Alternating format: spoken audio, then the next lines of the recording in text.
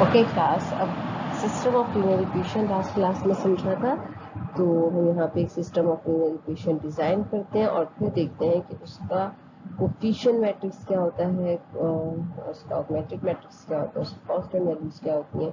तो सबसे पहले जो coefficient matrix system of linear equation draw कर रहे हैं उसमें x1 plus x2 plus 2x3 is equal to 9।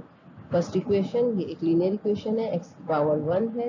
Okay, कोई प्रोडक्ट फॉर्म में नहीं है, कोई ट्रिग्नोमेट्रिक फंक्शन नहीं है, तो इसको linear equation. Plus 4x2 minus 3x3 is equal to 1।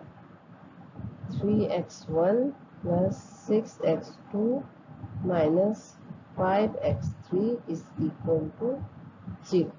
तो ये आपके पास थ्री इक्वेशंस है अगर लीनियर इक्वेशंस, और हम बनाना चाहते हैं इसका कोफिशिएंट मैट्रिक्स। तो कोफिशिएंट मैट्रिक्स में आपके पास तमाम कोफिशिएंट्स आ जाते हैं। फॉर एग्जांपल अगर हम यहाँ देखें तो x1 का कोफिशिएंट है यहाँ पे 1, तो हम लिखेंगे यहाँ 1।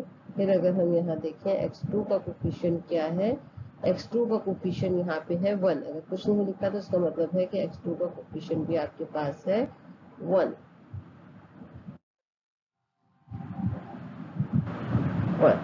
इसी तरह x3 का कोफिशिएंट अगर फर्स्ट इक्वेशन में देखें तो x3 का कोफिशिएंट भी आपके पास है 2, तो हम यहाँ लिखेंगे x3 का कोफिशिएंट है 2।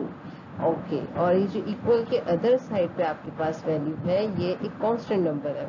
तो कांस्टेंट नंबर को हम कोफिशिएंट मैट्रिक्स में नहीं लिखते। कोफिशिएंट वो कांस्टेंट नंबर्स होते हैं जो आपकी वेरिएबल के साथ लिखे होते हैं, इन्हें कोफिशिएंट्स कहते हैं। सही है, यहाँ पे 1 है, यहाँ 1 है, इसका कोफिशिएंट 2 है।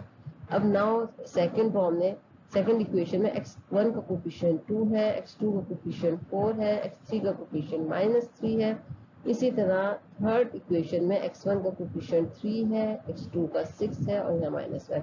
जबकि ये इक्वल के अदर साइड पे जो लिखे, क्योंकि इसके साथ कोई वेरिएबल नहीं लिखा हुआ इसलिए ये कांस्टेंट है।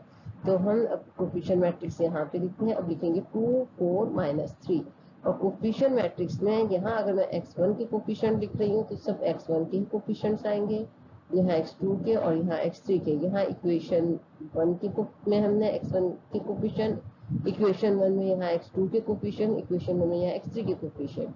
अब हम इक्वेशन 2 में देख रहे हैं, x1 का कोफिशिएंट है 2, x2 का कोफिशिएंट है 4 और x3 का कोफिशिएंट है -3।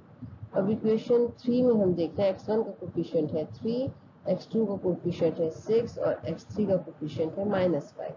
तो ये आपके पास ड्रॉ हो गया है कोफिशिएंट मैट्रिक्स।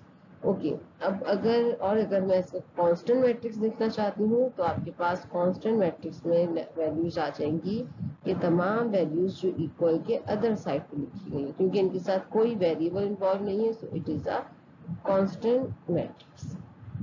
ओके, नेक्स्ट देखते हैं कि ऑगमेंटेड मैट्रिक्स क्या होता है। Thank you. Okay, so augmented matrix में हम coefficient matrix and constant matrix को मर्ज करके लिख देते हैं। लास्ट स्लाइड में जो कोफिशिएंट मैट्रिक्स था वो था 1 1 2 2 4 -3 एंड 3 6 -5। इसके साथ हम जो लास्ट कॉलम है इसमें लिख देंगे कांस्टेंट। तो यहाँ तक हमारे पास है कोफिशिएंट मैट्रिक्स,